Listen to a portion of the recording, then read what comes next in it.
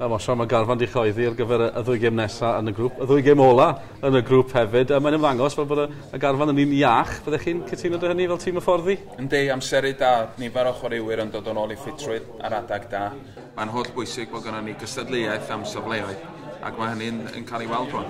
Yn redeg yng nghanol Cai hefyd, canlyniadau gwych yn y ddwy gêm ddiwethaf. Faint o waith oedd chi cyn y gêm yna ar y gymryd y chwaraewyr chi wedi colli o ganol Cai fel Joe Ledley, fel Joe Allen? Ie, da ni chydig bach yn dena ar y ddeiar yng nghanol y Cai, ond mi nath Andy King a Dave Edwards fel chwaraewyr amddiffynol canol Cai wneud gwaith arbennig yna, ac mae yna lot o glod am y perfformiadau i'r ddau yna am y ffordd nath nhw gamu mewn. Ac mae'n bwysig bod ganddo ni chwaraewyr sy'n gallu gwneud hynny, a mae hynna wedi bod yn un o'r cyfrinachau, dwi'n meddwl, yn ystod y bencampwriaeth yma, fod chwaraewyr wedi camu mewn ac wedi perfformio.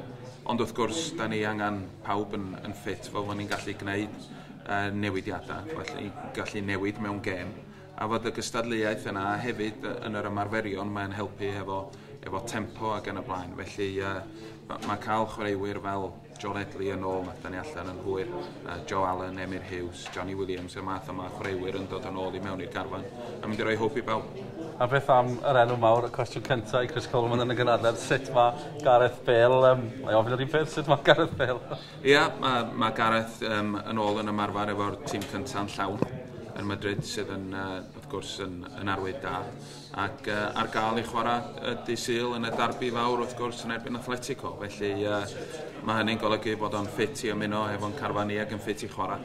Ac cwestiwn rwan ydy, faint fydd o'n gallu chwarae. Allen ni ddim gwybod hynny tan da ni'n gwybod faint mae'n wedi chwarae nos Sul I Madrid. Ac wedyn, wrth gwrs, ar ôl dod yma, tan ni weld mwyn i'n tîm meddygol ni gael pwyso o mesur. Felly amser a ddengys chydig bach, ond y newyddion da ydy bod o'n ffit I fod yn y garfan. Pan ath ei Madrid, oedd pawb yn poeni'n syth a fydde fe'r gael I Gymru. Dyw hwnna byth I digwydd. A hyd yn oed nawr gyda rhywun fel Rafa Benitez yng ngofal cewri Sbaen, cewri'r byd Pêl-droed. Ond mae yna berthynas gyda chi a Rafa Benitez. Mae'n sefyllfa rhyfeddol bron bod y berthynas na mor dda. Mae'n rhaid bod e'n wych I chi fel tîm y fforddi. Yndi, wrth gwrs, a mae hynna'n dod am mwy nag un rheswm. Un o'r rheswm mwyaf ydy bod y tîm meddygol ganddo ni'n gwneud gwaith campus, ac bod ganddo ni'r ffydd bellach yn ymysg y clybiau. Bod nhw'n berffaith hapus i'r chwaraewyr fod yn dod I mewn gan wybod bod nhw'n wedi cael ei edrych ar ei hôl yn berffaith gywir. Felly mae'r gwaith sy'n cael ei wneud tu ôl i'r llenni yn reswm mawr dros hynny'n ogystal. Ac ar yr un pryd, beth sydd hefyd yn wahanol I raddau y dyddiau yma ydy mae'r chwaraewyr ar dan I fod yn ymuno efo'i gilydd. Os ydyn nhw wedi bod allan efo anaf, un o'r pethau maen nhw'n edrych arno fo ar y gorwel ydy pryd mae gêm nesaf Cymru mwyn gwneud saff mod I ar gael. Felly mae hynny wedi newid dipyn yn ystod y blynyddoedd dwytha.